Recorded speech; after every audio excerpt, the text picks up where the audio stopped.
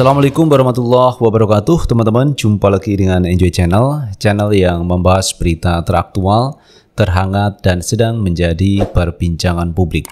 Sahabat Enjoy Channel, kali ini yang akan kita bahas mengenai tewasnya Brigadir Joshua. Hari ini sudah disampaikan oleh pihak Kapolri bahwa ada 4 orang yang menjadi tersangka atas kasus ini, termasuk saudara FS, teman-teman. Saudara FS ini adalah menyuruh dan menskenario terkait pembunuhan ini. Itu artinya bahwa ini adalah pembunuhan berencana yang dilakukan oleh pejabat Polri, teman-teman. Karena FS adalah pejabat Polri yang semestinya, teman-teman, ini tidak terjadi. Tetapi nasi telah menjadi bubur, maka FS harus mempertanggungjawabkan atas perbuatannya.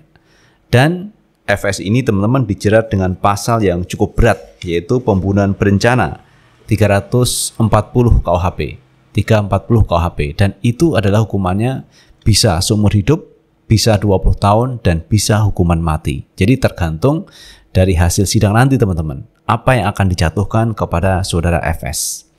Dan ini sudah diperkirakan banyak orang, teman-teman, sesuai dengan apa yang telah disampaikan oleh Baradae bahwa dia itu disuruh. Ada yang menyuruhnya adalah atasannya. Dan orang sudah memperkirakan bahwa ini ada kaitannya dengan FS, teman-teman. Karena FS kemarin sudah dicopot dari jabatannya, dari Kadif Propam, kemudian dimutasi ke Yanma Polri, kemudian setelah itu dijemput dan dimasukkan ke tempat khusus di Makobrimob. Dan sekarang sudah ditetapkan pula menjadi tersangka.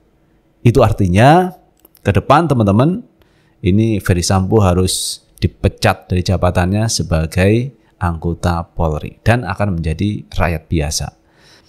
Nah, teman-teman, untuk lebih jelasnya coba kita baca berita. Kita ambil berita dari Kumparan. Irjen Ferdy Sambo terancam hukuman mati.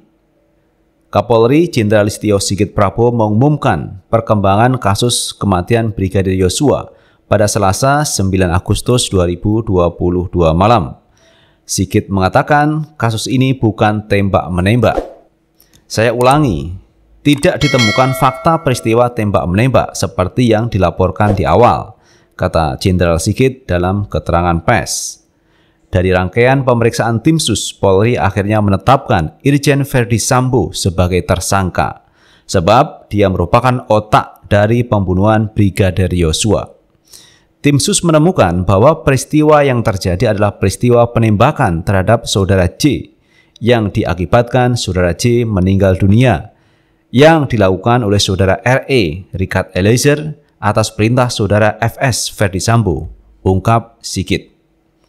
Kabareskrim Polri Komjen Agus Adrianto mengatakan, kini total ada 4 tersangka dalam kasus ini. Mereka adalah Baradae, RR, KM, dan Ferdy Sambo. Para tersangka dijerat pasal 340 subsidiar pasal 338 sub pasal 56 KUHP. Mereka terancam hukuman mati atau penjara seumur hidup.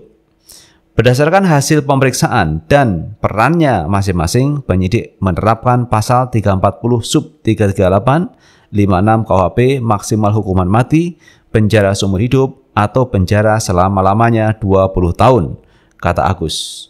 Berikut bunyi pasal 340 KUHP itu, teman-teman. Barang siapa yang sengaja dan dengan rencana terlebih dahulu merampas nyawa orang lain, diancam karena pembunuhan dengan rencana murder dengan pidana mati atau pidana penjara seumur hidup, atau selama waktu tertentu paling lama 20 tahun.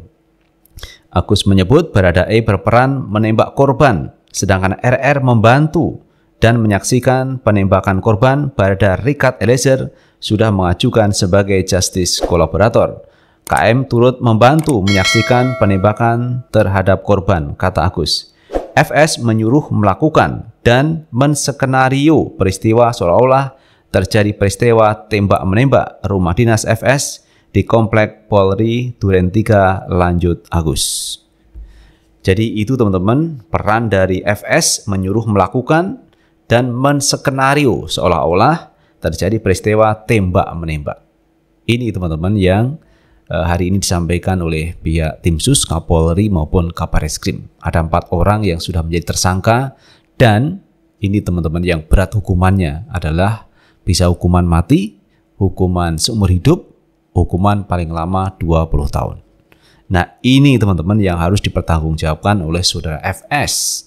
Karena awalnya teman-teman, saudara FS ini tetap pada pendiriannya bahwa ini adalah kasus tembak-menembak. Seperti halnya disampaikan oleh Kapolres Metro Jakarta Selatan bahwa ini adalah baku tembak atau tembak-menembak antara Brigadir Joshua dengan Baradae. Dan sekarang sudah terbantahkan dan Pak Kapolri sendiri sudah menyatakan ini bukan peristiwa tembak-menembak dan bukan peristiwa bela diri seperti yang di awal disampaikan oleh pihak Baradae. Nah sekarang ini sudah terbukti, tinggal kita bisa melihat perkembangan berikutnya teman-teman. Dan saya melihatnya ini adalah peristiwa yang cukup luar biasa teman-teman. Baru kali ini pejabat tinggi Polri ini melakukan tindak pidana menyangkut tentang pembunuhan berencana. Ini kejahatan yang luar biasa. Apalagi kalau kita lihat teman-teman, seorang petinggi Polri melakukan tindak pidana yang dibunuh itu teman-teman adalah juga abdi negara. Yang alat untuk membunuh adalah alat negara, yaitu senjata pistol, dan ini semua dibiayai oleh negara. Ini adalah uang rakyat.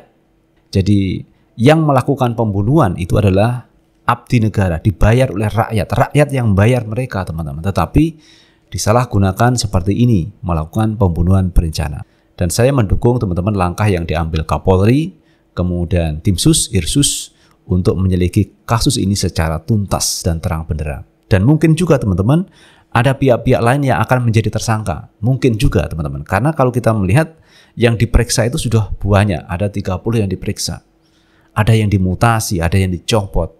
Dan ini memakan korban yang cukup banyak. Dan semua itu kalau kita melihat teman-teman berawal dari rumah tangga yang ada di Ferdy Sambo. Karena kejadian itu kan ada di rumah Ferdy Sambo. Paling tidak ini semua ada kaitannya teman-teman. Ferdy Sambo sama istri dan sama Brigadir Joshua. Ada apa sebenarnya 3 orang ini sehingga terjadi pembunuhan? Karena di awal beritanya itu kan Brigadir J masuk ke kamar istri Ferdy Sambo. Istri Ferdy Sambo berteriak karena dilecehkan oleh Brigadir J.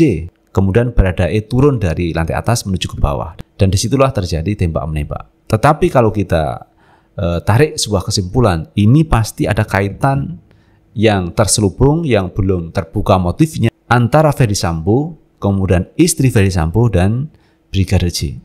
Karena yang menjadi korban adalah Brigadir J, berarti ada sesuatu yang belum terpecahkan sampai saat ini. Dan katanya Tim Sus masih melakukan pendalaman apa motif terjadi pembunuhan berencana. Nah kalau menurut saya, dan ini diskusi di warung kopi ini pernah mengatakan, semua itu paling tidak berawal dari keluarga yang tidak harmonis. Jadi ini tentunya hanyalah satu perkiraan, duga-dugaan teman-teman. Karena kejadian itu ada di rumah dinas Ferdy Sambo. Itu teman-teman yang bisa kita bahas kali ini, dan terima kasih telah menonton video ini. Jangan lupa like, subscribe, share, dan komen di channel ini agar kita bisa membangun channel ini menjadi lebih baik lagi. Sukses selalu. Assalamualaikum warahmatullahi wabarakatuh.